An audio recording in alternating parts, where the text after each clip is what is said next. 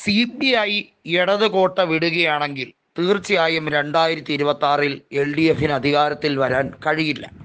കാരണം നിലവിൽ CPIക്ക് 17 സീറ്റുകളുണ്ട്. CPIക്ക് കോൺഗ്രസിൻ്റെ പിന്തുണ കിട്ടിയാൽ പോലും, അതായത് UDF ചേർന്നാൽ പോലും സുഖമായി ജയിക്കാൻ കഴിയുന്ന 7-8 മണ്ഡലങ്ങൾ കേരളത്തിൽ സജീവമാണ്. കോൺഗ്രസിനെ സംബന്ധിച്ചിടത്തോളം ആ ഒരു പ്രതീക്ഷയും അവർക്ക് ഉണ്ട് എന്ന് ഇപ്പോൾ വ്യക്തമാണ്. പ്രത്യേകിച്ചും തൃശ്ശൂരിൽ VS സുനിൽകുമാർ CPI നേതാക്കളുമായി അഭിപ്രായ വ്യത്യാസത്തിലാണ്. എന്തിനധികം പറയുന്നു, മന്ത്രി K രാജനുമായി പോലും അഭിപ്രായ ഭിന്നതയിലാണ്. തൃശ്ശൂരിൽ VS സുനിൽകുമാറിൻ്റെ തോൽവി ആശ്ചര്യപ്പെടുത്തുന്ന ഒന്നായിരുന്നു. പുതുക്കാടും ഒല്ലൂരുമൊക്കെ CPIയുടെ ശക്തി ദുർഗങ്ങൾ എന്ന് തന്നെ വിശേഷിപ്പിക്കപ്പെടുന്ന ഇടത് കോട്ടകളാണ്. പുതുക്കാട് രവീന്ദ്രനാഥ് മാസ്റ്റർ ജയിച്ചിട്ടുള്ള മണ്ഡലമാണ്. അവിടെ 40,000 വോട്ടിൻ്റെ ലീഡ് വരെ ഒരു കാലത്ത് CPM ഉണ്ടായിരുന്ന മണ്ഡലത്തിൽ BJP സ്ഥാനാർത്ഥി സുരേഷ് ഗോപി 10,000-ഓളം വോട്ടിന് എങ്ങനെ മുന്നേറി?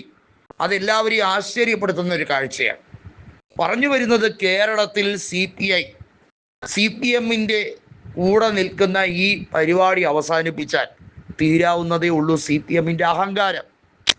AISF SFI കാണിക്കുന്ന ക്രൂരത, അവരോട് കാണിക്കുന്ന ഏറ്റവും മോശമായ നടപടി, MG സർവകലാശാല ക്യാമ്പസിലും മറ്റ് വിദ്യാഭ്യാസ മേഖലയിലുമൊക്കെ SFI നടത്തുന്ന താൻപോരിമ, അത് കൃത്യമായി ഇവിടെ വന്ന് എടുത്താൽ അത് ചെലവാകില്ല എന്ന ഒരു താക്കീതായിരുന്നു KE ഇസ്മായിൽ അടക്കമുള്ളവർ കൊടുത്തത്.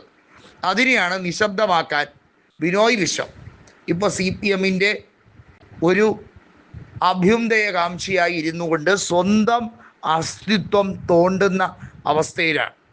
രാജ്യസഭാ സീറ്റ് കിട്ടിയപ്പോൾ CPM ആണ് വലുത് എന്ന് പറഞ്ഞ് നടക്കുകയാണ് ഈ നേതാവ്.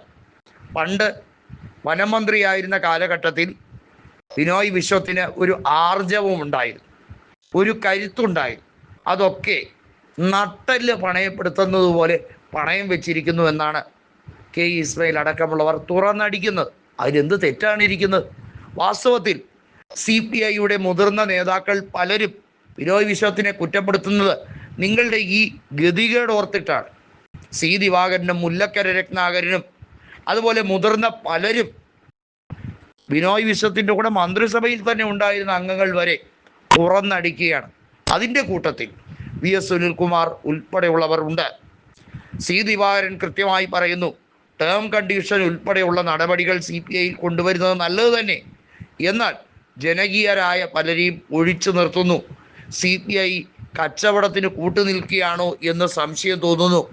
CPM BJP അന്തർധാരയ്ക്ക് എല്ലാ രീതിയിലും അതിൽ ചാവേറാവുകയാണ് CPI നേതാക്കൾ എന്ന് തുറന്നടിക്കാനുള്ള ധൈര്യം C ദിവാകരനെ പോലുള്ളവർ കാണിക്കുന്നത് ബിനോയ് വിശ്വത്തിന് വലിയ ആപത്കരമാണ് എന്ന് അദ്ദേഹത്തിൻ്റെ കൂട്ടാളികൾ പറഞ്ഞു കൊടുക്കുമ്പോൾ ബിനോയ് വിശ്വത്തിന് സ്വാഭാവികമായും അദ്ദേഹത്തിൻ്റെ സമനില തെറ്റും എന്നുള്ളതിന് ഒരു സംശയവുമില്ല.